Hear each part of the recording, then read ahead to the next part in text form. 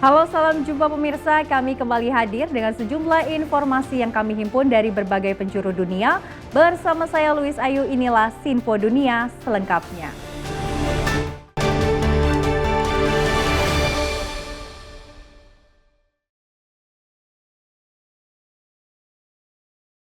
Kita awali informasi yang pertama pemirsa. Sejak 2015, LSM Advokasi Hub dan Demokrasi serta Institut menerbitkan indeks kota toleran dan satu kota yang sering masuk daftar teratas dari kota Singkawang di Kalimantan Barat.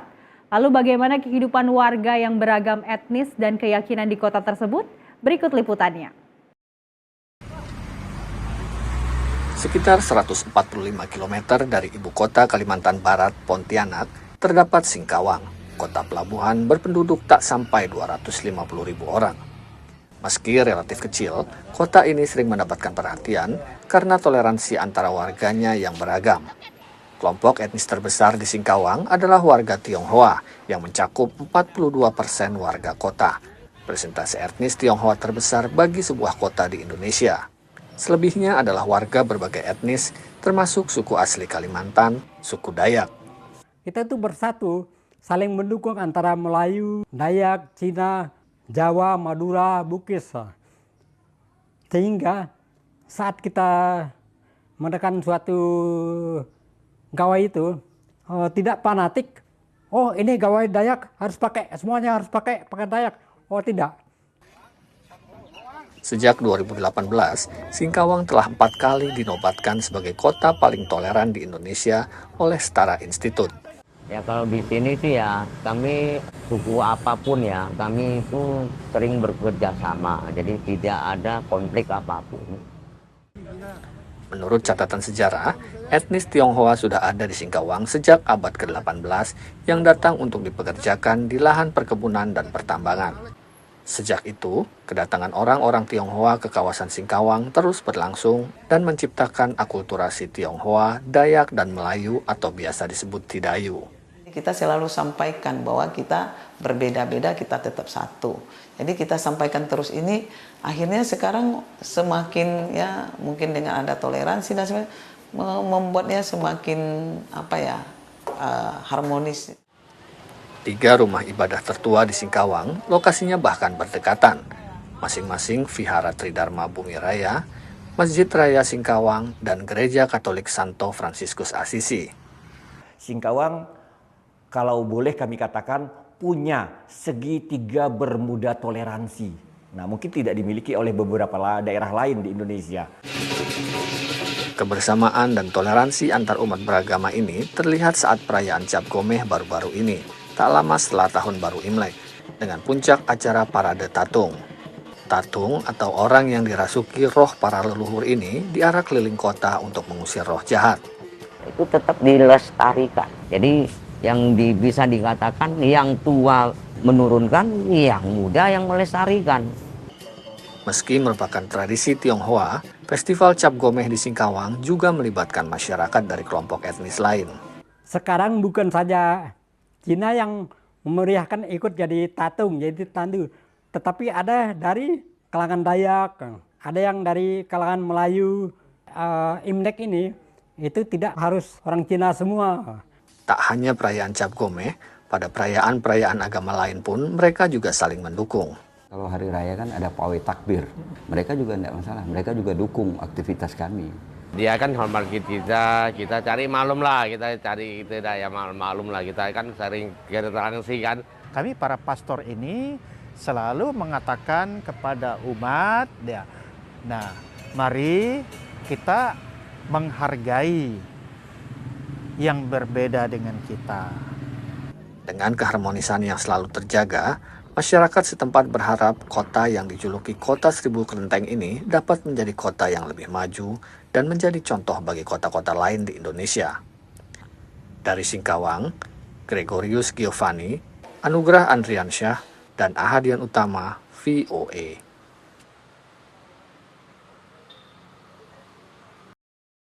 Informasi selanjutnya pemirsa, perang tarif antara Amerika Serikat dan sejumlah mitra dagangnya tidak hanya menekan bursa saham di Wall Street, tapi juga menekan pemilik usaha mikro kecil dan menengah.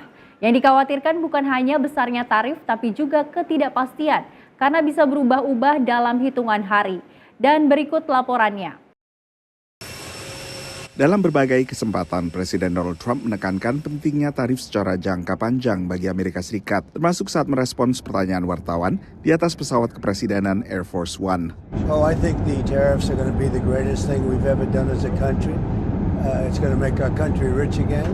We have many companies, as you know, auto companies are opening up plants now. We've had 4 or 5 announced already, but many more are coming. Tarif telah digulirkan ke Tiongkok, tapi untuk 2 mitra dagang terdekat, Kanada dan Meksiko, pemberlakuan tarif sering mengalami penundaan hingga pengecualian.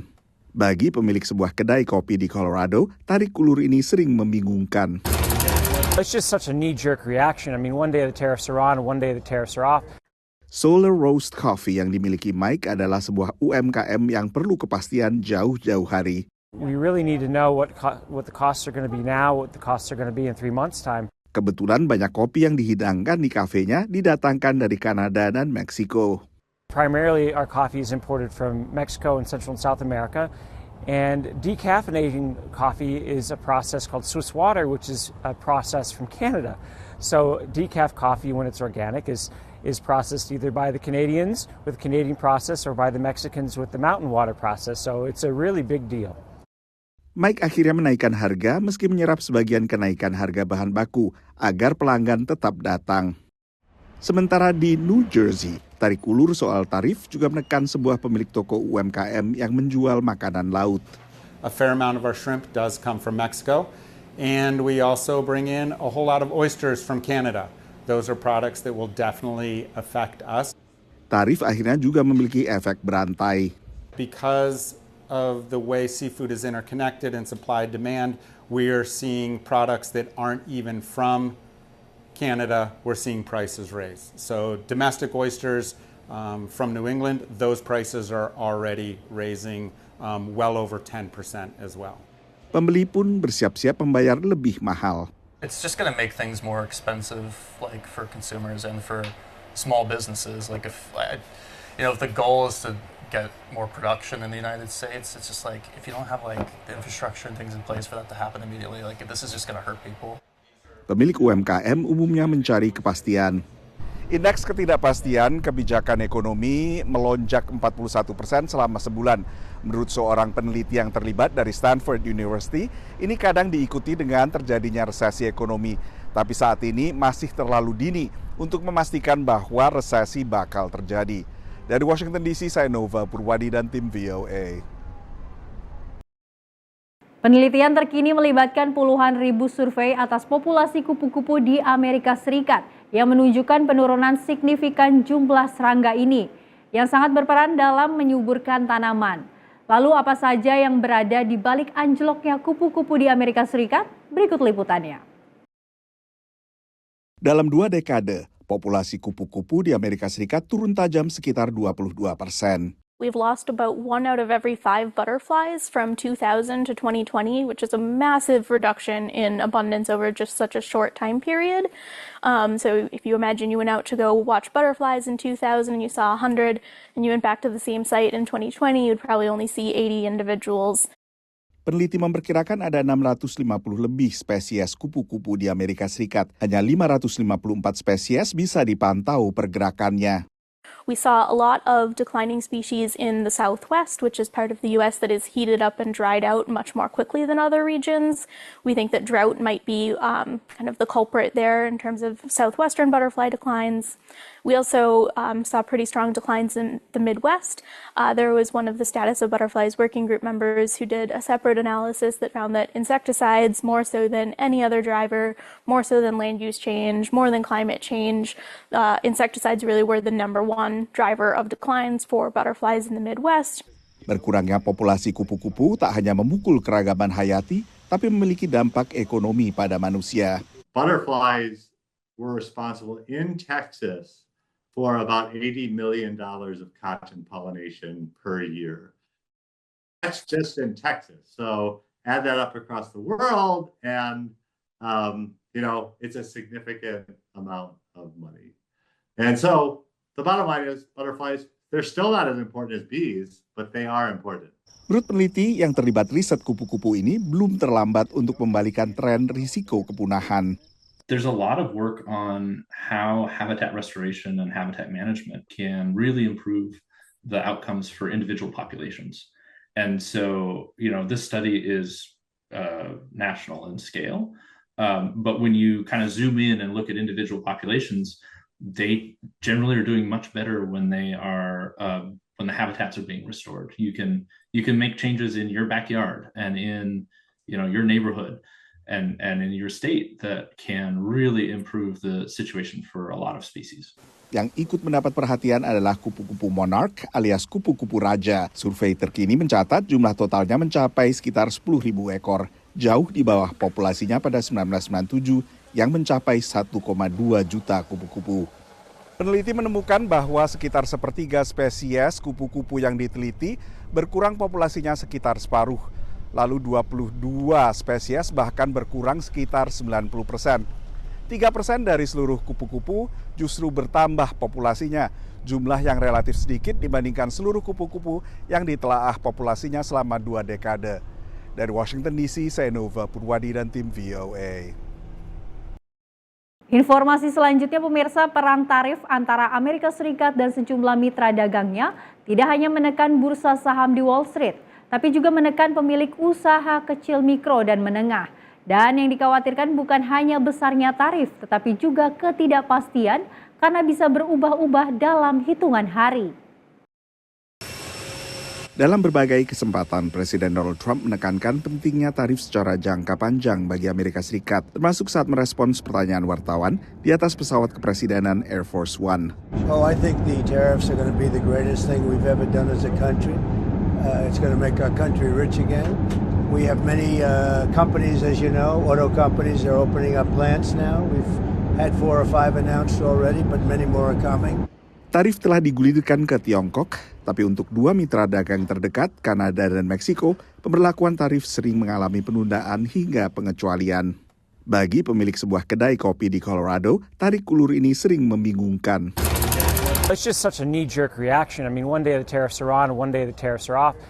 Solar Roast Coffee yang dimiliki Mike adalah sebuah UMKM yang perlu kepastian jauh-jauh hari. We really need to know what the costs are going to be now, what the costs are going to be in 3 months' time. Kebetulan banyak kopi yang dihidangkan di kafenya didatangkan dari Kanada dan Meksiko. Primarily, our coffee is imported from Mexico and Central and South America. And decaffeinating coffee is a process called Swiss water, which is a process from Canada.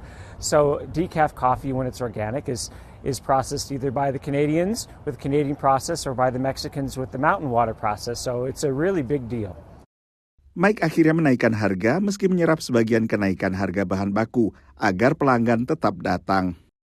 Sementara di New Jersey, tarik ulur soal tarif juga menekan sebuah pemilik toko UMKM yang menjual makanan laut. A fair amount of our shrimp does come from Mexico, and we also bring in a whole lot of oysters from Canada. Those are products that will definitely affect us. Tarif akhirnya juga memiliki efek berantai. Because of the way seafood is interconnected and supply demand, we are seeing products that aren't even from Canada, we're seeing prices raise. So domestic oysters from New England, those prices are already raising well over 10% as well. Pembeli pun bersiap-siap membayar lebih mahal. It's just going to make things more expensive, like for consumers and for small businesses. Like if the goal is to get more production in the United States, it's just like if you don't have like the infrastructure and things in place for that to happen immediately, like this is just going to hurt people. Pemilik UMKM umumnya mencari kepastian. Indeks ketidakpastian kebijakan ekonomi melonjak 41% selama sebulan. Menurut seorang peneliti yang terlibat dari Stanford University, ini kadang diikuti dengan terjadinya resesi ekonomi. Tapi saat ini masih terlalu dini untuk memastikan bahwa resesi bakal terjadi. Dari Washington DC, saya Nova Purwadi dan tim VOA. Terima kasih pemirsa, masih tetap bersama kami di Simpo Dunia dan informasi kami lanjutkan. Hidup harmonis dan rukun dengan tetangga menjadi keinginan banyak orang. Tapi bagaimana bila atribut politik dan pilihan partai tetangga akhirnya menjadi sumber pertengkaran? Lalu ada sebuah aplikasi ponsel kini memungkinkan bahwa orang mengetahui afiliasi parpol tetangga sebelum pindah ke sebuah permukiman. Sebagian besar pembeli rumah biasanya baru tahu siapa tetangga mereka begitu pindah. Tapi sebuah aplikasi ponsel baru memungkinkan pembeli rumah mempelajari afiliasi politik calon tetangganya sebelum menaikkan kontrak pembelian rumah. Aplikasi tersebut bernama Oisi. The purpose of Oisi is to democratize data for buyers in their home search experience. Aplikasi ini tengah diuji coba di New York dan Florida dan bakal diperluas penggunaannya secara nasional.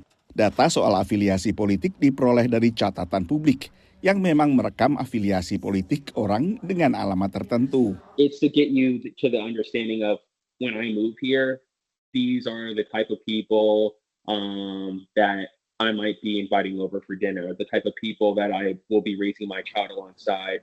Di Amerika Serikat, afiliasi politik seseorang bisa dengan lebih mudah diketahui karena pada kartu pemilih yang bisa mereka bawa ke TPS akan menunjukkan di sana apakah mereka pendukung Partai Demokrat, Partai Republik, atau non-partai alias independen. Tapi data di kartu pemilih ini hanyalah formalitas karena sudah tercantum dalam database yang dimiliki secara elektronik oleh penyelenggara pemilu. Pengamat mengatakan di tengah polarisasi politik tajam, masuk akal bahwa orang ingin tinggal berdekatan dengan orang sepaham saja. People do seem to care about the political identities of their new neighbors, so I'm not surprised that some company is now, selling that information or providing that information to would-be buyers. Ben McCartney pernah terlibat penelitian yang menunjukkan banyaknya orang yang memilih pindah bila pilihan politik tetangga mereka berseberangan. Pada saat yang sama, mereka akan lebih terbuka terhadap tetangga baru bila tetangga itu sepaham dalam afiliasi politik. So political polarization isn't just a social media phenomenon, but is affecting real economic decisions as well.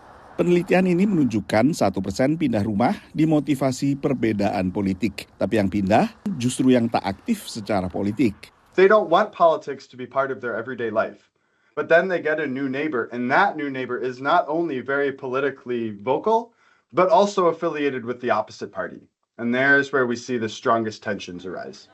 Apakah aplikasi seperti Oisi mempertajam polarisasi politik? Ditepis pendirinya. We're giving people the data and the information to control their own destiny and do what they will with that information. The data already exists.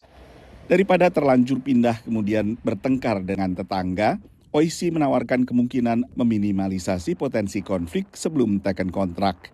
Dari Washington DC, Nova Purwadi dan tim VOA.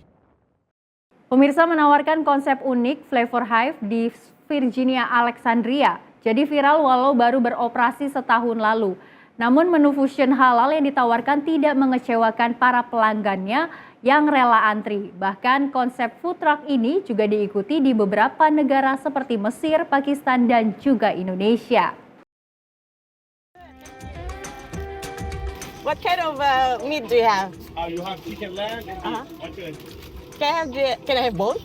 Inilah Flavor Hive, food truck halal di Alexandria, Virginia yang menawarkan menu fusion dengan memadukan beragam kuliner. Walau baru beroperasi setahun yang lalu, food truck ini menjadi viral karena konsepnya yang unik. Shihan Chowdhury adalah salah satu pemiliknya. It's called like the walking taco, and that concept has been around for a while. But it's usually like the restaurants, they have like the Latino Mexican restaurants. When they make their own tortilla, they have some leftover tortilla, and they just put it in a bag and put some meat on top of it.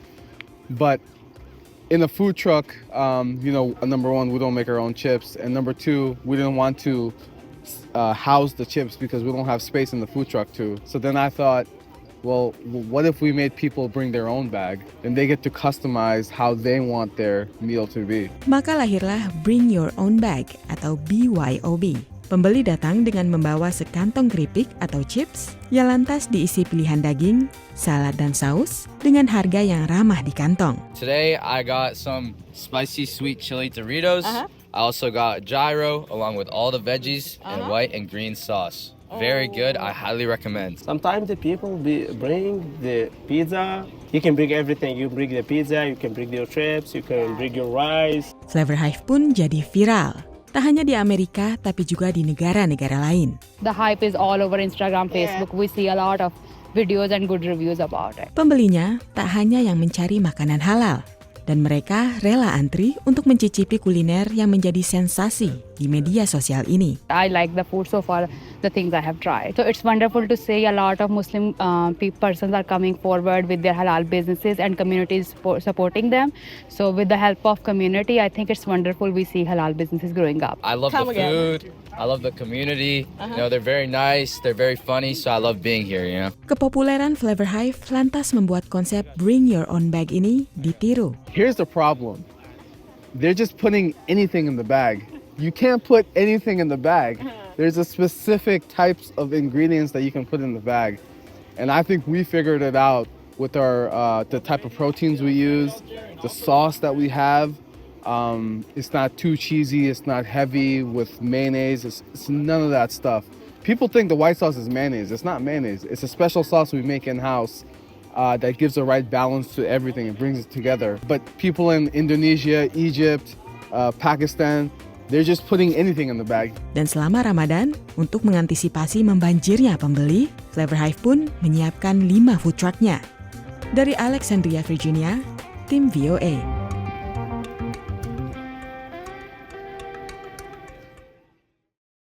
Informasi lainnya pemirsa, seiring dengan berkembangnya umat muslim di Amerika, toko atau supermarket yang menyediakan produk-produk halal juga semakin banyak. Awal tahun ini di Falls Church, Virginia, hadir Ummah Market yang dimiliki oleh seorang imigran asal Afghanistan.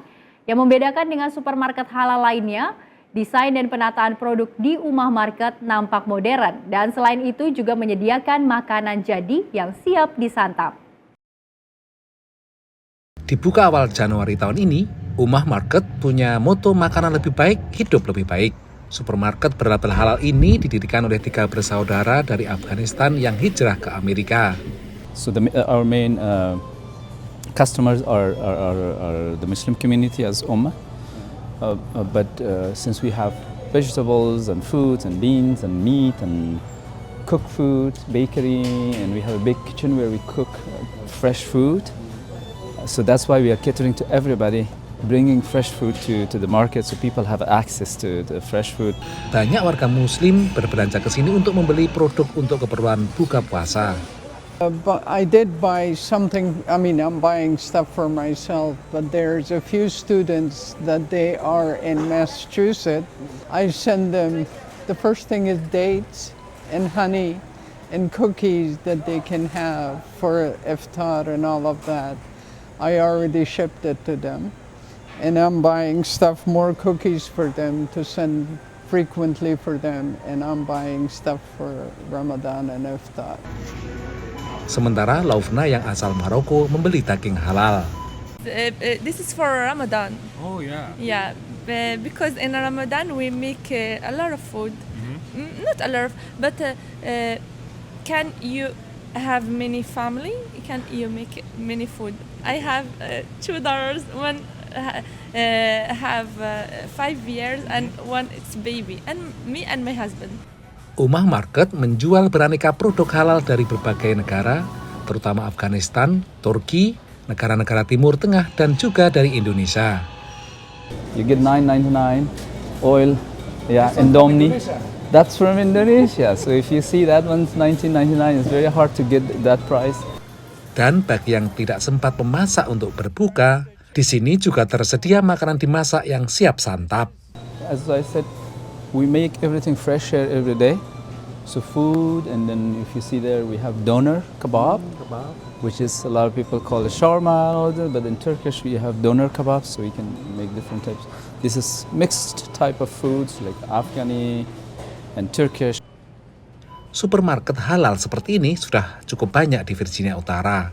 Sebagai pemain baru, kata Jawad, Ummah Market masih berusaha menarik pelanggan datang ke sini. Sima Colkin sudah keempat kalinya berbelanja di sini. The price is wonderful. It's much cheaper. Cleanliness and friendliness. And also the ready food that they have here. It's amazing. Jawad sendiri mengaku persaingan memang cukup ketat. Namun ia percaya Ummah Market akan punya masa depan karena selain menghadirkan supermarket halal dengan sentuhan modern dan harga terjangkau, ia juga menerapkan moto bahwa pembeli adalah raja. My message to our customer is that we are working day and night, and hopefully to make things better for you. And we love our customers. To our competitors, we say we are here to work together, and we are here to do better for our customers. Dari Fort Church, Virginia, Supriyono, Virginia Gunawan, dan Tarsi Risiman, VOA. Dan pemirsa, informasi tadi sekaligus menutup perjumpaan kita pada edisi kali ini. Tetap saksikan Sinpo Dunia hanya di Sinpo TV. Saya Louise Ayu mewakili kerabat kerja yang bertugas pamit undur diri. Terima kasih dan sampai jumpa.